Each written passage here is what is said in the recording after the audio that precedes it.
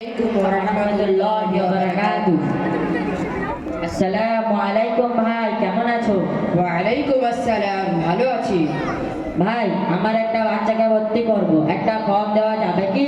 ভাই, ফর্ম নিয়ে যাও, কিন্তু ভর্তিটা এখন হবে না, 2 মাস পরে হবে। আপনার বাচ্চার বয়সে কিছু ছাত্র ফর্ম জমা করেছে, আর কিছু বাচ্চা ফর্ম জমা করলে ব্যাচ শুরু করা হবে। আরে ভাই, এই তো কালকে একটা ব্যাচ শুরু হলো, ওতেই করে দাও না। না ভাই, ওই ক্লাসের বাচ্চা পরিপূর্ণ নেওয়া যাবে না। তাছাড়া আপনার বাচ্চার বয়সের সাথে ওদের বয়স অনেক বেশি, ওখানে হবে না, আপনার বাচ্চা করতে পারবে না।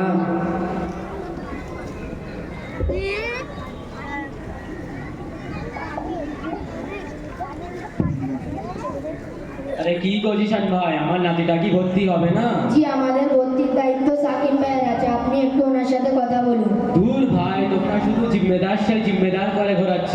না চাচাজি, আপনাকে কেন প্রেশান করবো? আসলে উনি ভর্তি নেন, সম্পূর্ণ ব্যাপারটা উনিই জানেন, তাই আপনাকে বললাম। আরে ভাই, ওনার কাছে আমার ছেলেটা গিয়েছিল, কিন্তু উনি তো বলেছেন এখন হবে না, ক্লাস শুরু হয়ে গিয়েছে, তাই পরে হবে। তাহলে ঠিক আছে, আপনি ফর্ম জমা দিয়ে রাখুন, তাহলে পরে ভর্তি হয়ে যাবে। আরে ভাই, আমার নাতিটার অনেক ট্যালেন্ট আছে, তার ব্রেন খুব ভালো ভাই, তোমরা ওকে নিয়ে নাও, ও পারবে। না চাচাজি, ক্লাসে বাচ্চা পরিপূর্ণ হয়ে গেছে, বেশি নিলে পড়াশোনায় ক্ষতি হবে। তাছাড়া আপনার নাতি নার্সারি ক্লাসে পড়বে, যাদের ব্যাচ শুরু হয়েছে ক্লাস 1-এ পড়ে, আপনার নাতি পড়তে পারবে না। তোর এই সিস্টেম রাখ, মোর নাতি যদি না পড়তে পারে তোর এই দিনের তুলে দেবো, বুঝলি? কি লাভ দিনিয়াত খুলে যদি একটা বাচ্চা পড়তে পারবে না তো?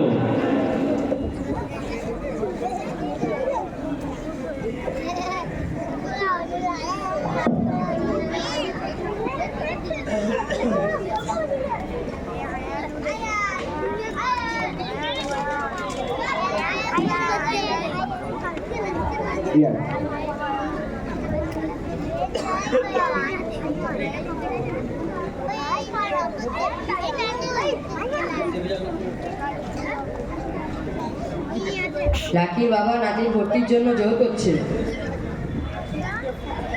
ভাই, ওনাকে নিয়মটা বুঝিয়ে বলো।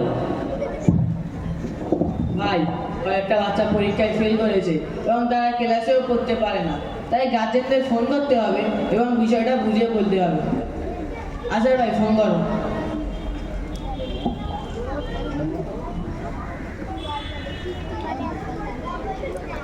আসসালামু আলাইকুম। ওয়ালাইকুম আসসালাম। সাবলি বাবা বলছেন? হ্যাঁ বলুন।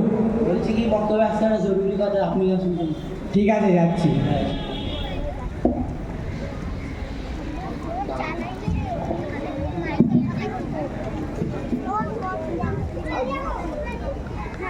আসসালামু আলাইকুম। ওয়ালাইকুম আসসালাম। রাগবীর বাবা বলছেন? হ্যাঁ বলুন। বক্তব্যে চলে আসুন, একটু জরুরি কথা আছে। ঠিক আছে, যাচ্ছি।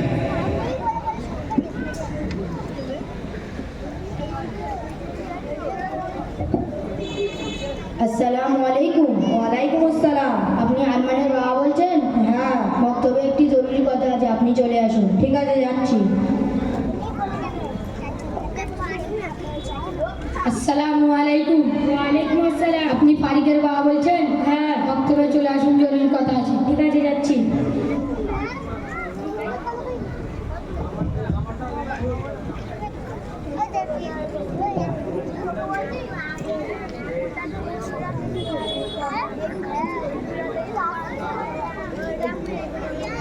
আসসালামু আলাইকুম। ওয়ালাইকুম আসসালাম। আপনারা বসুন।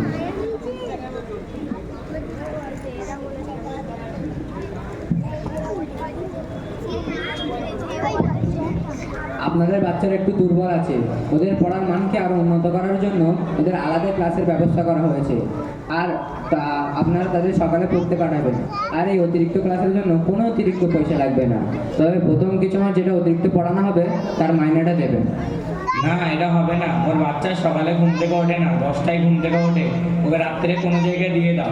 আর যেই তোমরা 3 মাস পড়াবে তার মাইনেও দেবো না। তোমরা তো নিয়ম করেছো বাচ্চা প্রত্যেক বছরে নতুন ক্লাসে উঠবে, 1 বছর 8 মাস পরে সে কোরআন ধরবে। এতে আমার বাচ্চার অনেক সময় নষ্ট হবে এবং কোরআন ধরতে অনেক দেরি হবে। ভাই, আপনি বোঝার চেষ্টা করুন, আপনার বাচ্চা দুর্বল, মনে রাখতে পারে না। আপনার বাচ্চার জন্য তো আমরা চেষ্টা করছি এবং সপ্তাহে 2 দিন বিগত কয়েক মাস থেকে এক্সট্রা ক্লাসও করিয়েছি, তার জন্য আমরা কোনো পয়সাও নিইনি। এই অতিরিক্ত ক্লাস দেওয়ার পরেও সে পারছে না, তার জন্য এই কয়েক মাস আবার ক্লাস দেওয়া হবে। না, তোমরা এইসব ব্যবসা খুলে রেখেছো, বিনা কারণে বাচ্চাদের অতিরিক্ত ক্লাস বাড়াচ্ছ, যাতে অতিরিক্ত কিছু মাইনা তোমাদের কাছে আসে। আমরা কি এসব বুঝি না? সম্মানীয় অভিভাবকগণ, আপনারা এইসব কি বলছেন? আমরা কি এখানে ব্যবসা খুলেছি? আপনারা কি ভাবছেন বক্তব্য থেকে আমরা পয়সা ইনকাম করছি? ভালোভাবে শুনুন, আপনাদের বোঝার ভুল আছে। আপনারা বক্তব্যে একটা বাচ্চার জন্য 150 টাকা ফিস দেন এবং আমাদের একটা ক্লাসে 14 জন বাচ্চা পড়ে, যাদের সকলের একত্রিত ফিস হচ্ছে 2100 টাকা। তার থেকে শিক্ষককে দেওয়া হয় 1500 টাকা এবং বাচ্চাদের মাসে 4 বার 5 টাকা দামের খাবার। এখানে খরচ 300 টাকা এবং বাকি অবশিষ্ট পয়সাটা বাচ্চাদের পরীক্ষা, রেজাল্ট, হাজিরা খাতা ইত্যাদি খরচ।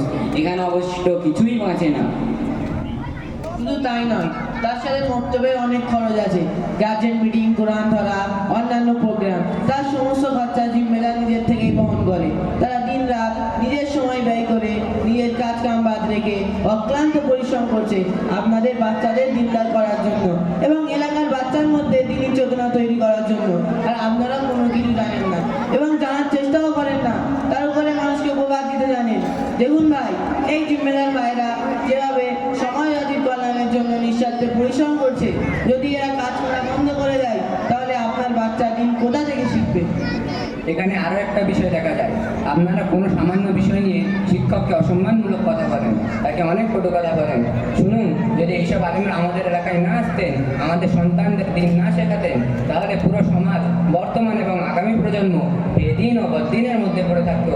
এটা আলেমদের অনেক বড় এহসান যে তারা টাকা পয়সার জন্য নয়, বরং দিনের স্বার্থে পরিবারের পরিজনকে ছেড়ে দীর্ঘদিন মাদ্রাসায় থেকে শিক্ষা লাভ করেছে।